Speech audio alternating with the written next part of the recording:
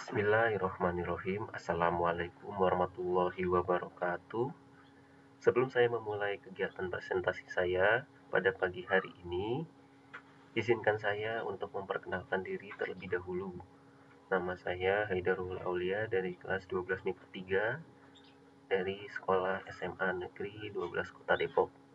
Pada kesempatan kali ini, izinkan saya untuk memberikan presentasi mengenai jurnal pengaruh mikroorganisme terhadap bahan makanan. Yang pertama adalah landasan teori. Pengolahan bahan mentah menjadi bahan setengah jadi maupun bahan jadi, selain untuk memperpanjang umur simpan, juga menambah nilai ekonomis bahan, serta menjaga kandungan nutrisi yang terkandung di dalam bahan tersebut. Proses pengolahannya bisa dinamai dengan bioteknologi.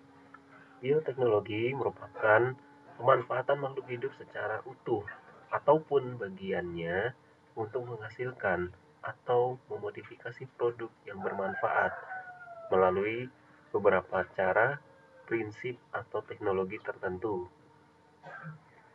Terdapat banyak jenis teknik pengolahan pangan yang dapat diterapkan berdasarkan cara dari bioteknologi, salah satunya dengan kultur jaringan.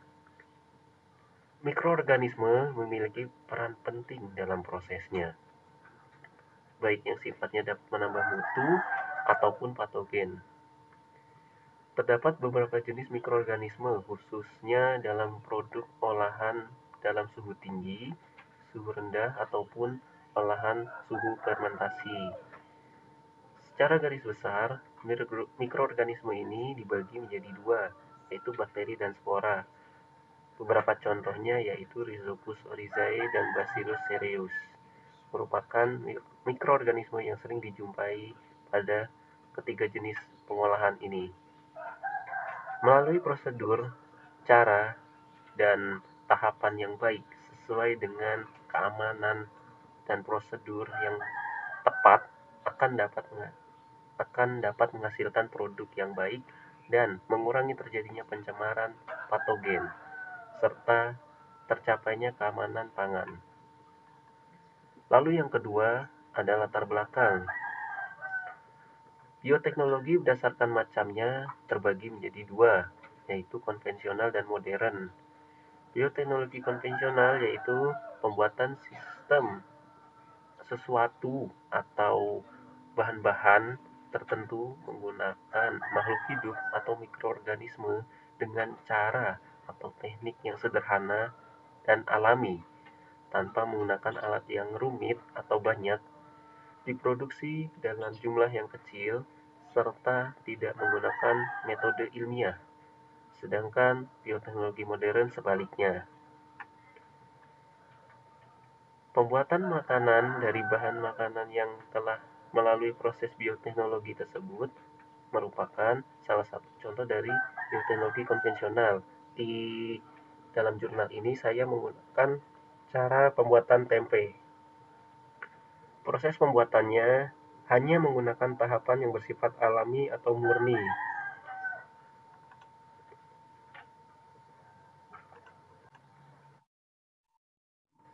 Proses pembuatannya hanya menggunakan tahapan yang bersifat alami atau murni dari aktivitas mikroba tersebut di dalam bahan pangan.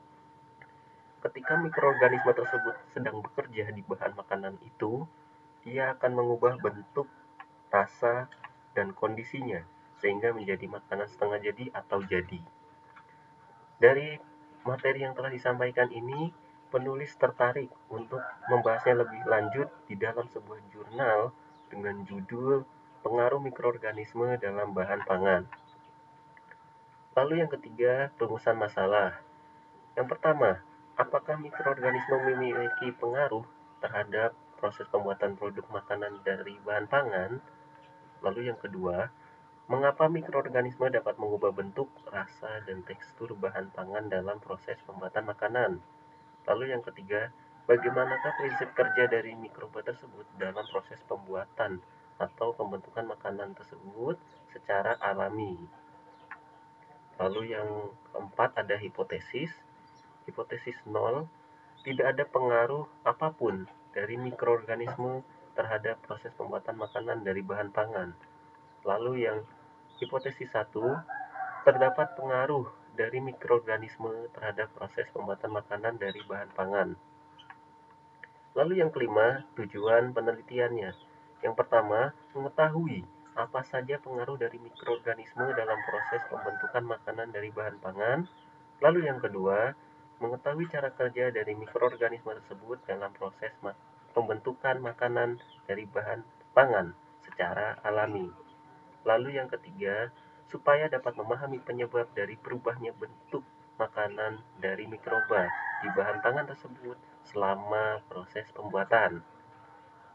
Kemudian yang keenam, ada alat dan bahannya. Untuk alat dan bahannya bisa dilihat di kertas ini.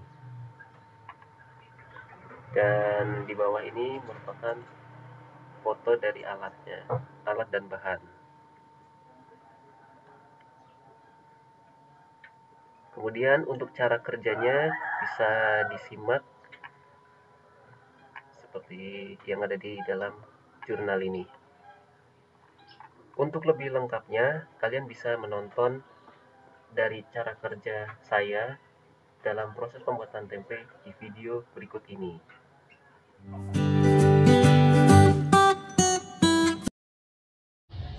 Bismillahirrohmanirrohim. Assalamualaikum warahmatullahi wabarakatuh. Salam sejahtera bagi kita semua. Semoga kalian dalam keadaan sehat walafiat. Sebelumnya izinkan saya memperkenalkan diri terlebih dahulu.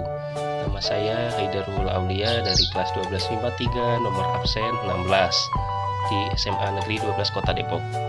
Pada kesempatan kali ini, saya akan memberikan tutorial kepada kalian semua mengenai pembuatan tempe.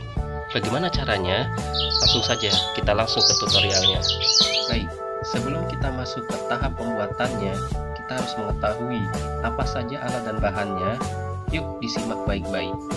Baik, di sini ada beberapa bahan ya, dan alatnya.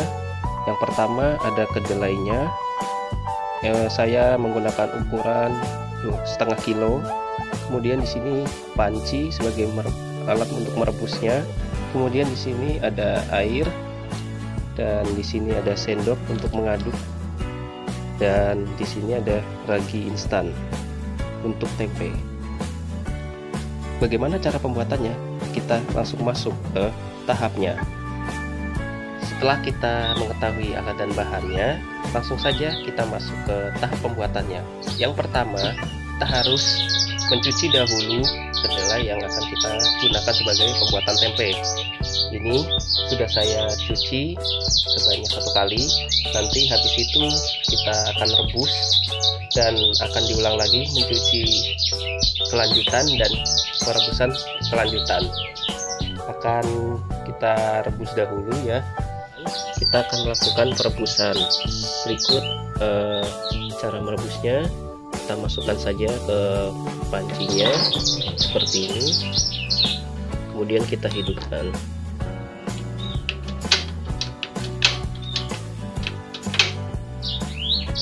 Nah, kita rebus selama kurang lebih 25 menit. Cara ini akan diulangi sama seperti yang semula, yaitu pencucian kelanjutan dan perebusan kelanjutan. Setelah proses pencucian dan perebusan lanjutan, akan masuk ke proses peragian dari si kedelai tersebut. Untuk takaran yang normal, untuk 1 kg itu sebanyak 1 sendok makan ragi. Karena saya menggunakan ukuran setengah kilo, maka yang saya gunakan yaitu setengah sendok makan raginya. Kemudian kita aduk. Ini raginya sudah saya tuangkan, jadi tinggal aduk saja ya sampai merata. Jangan sampai ada yang terlewat supaya merata ya. Ini terus sampai nanti sudah teraduk rata. Setelah proses pengadukan sudah dibilang merata, kita langsung masukkan saja yang sudah diaduk dengan ragi ini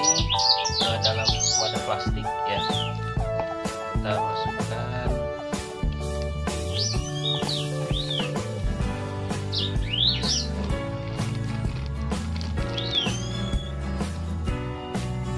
sesuai selera kalian saja ya, mau berapa plastik.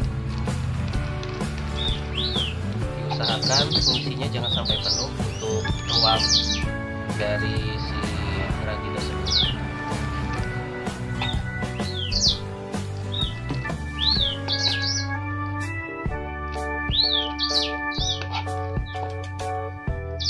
Seperti ini, masukkan aja kira-kira sisa 1/4 ruangnya. Nah, kemudian nanti kita tinggal tutup plastik ini dengan lilin. Setelah kita beri ragi, kita tutup, kemudian kita tutup lagi plastiknya dengan lilin ya. Ini seperti ini. Kemudian kita tunggu sampai 1 hari atau 2 hari kemudian.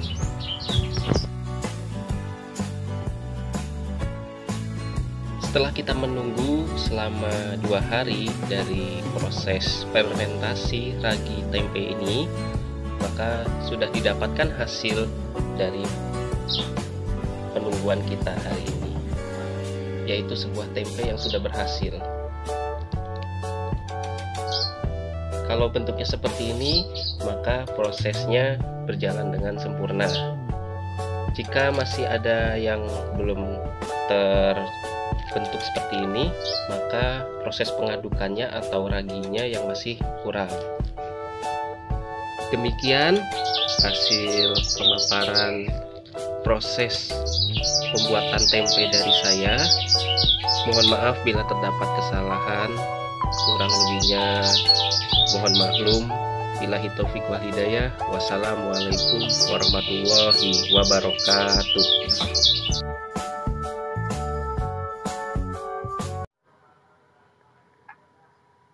Kemudian, analisis dan pembahasannya.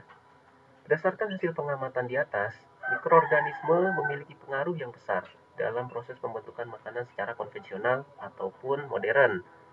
Hal tersebut ditandai dengan adanya perubahan dari bahan pangan yang diolah dari kondisi awal hingga kondisi akhir. Apa saja perubahannya? Yaitu perubahan rasa, aroma, warna, dan yang lainnya. Pengubahan keadaan bahan pangan tersebut bukan berarti tidak ada manfaatnya, melainkan ada banyak sekali kebaikan yang akan kita peroleh, seperti bahan makanan menjadi lebih bergizi, bernutrisi, lebih mudah dicerna, lebih tahan lama, dan sebagainya. Lalu, cara kerja dari mikroorganisme tersebut biasa disebut dengan fermentasi. Pengertian dari fermentasi yaitu proses mengubah karbohidrat menjadi alkohol dan karbon dioksida, atau bisa disebut dengan asam organik, dengan menggunakan ragi, bakteri, fungi, atau kombinasi dari ketiganya di dalam kondisi yang anaerob atau hampa udara.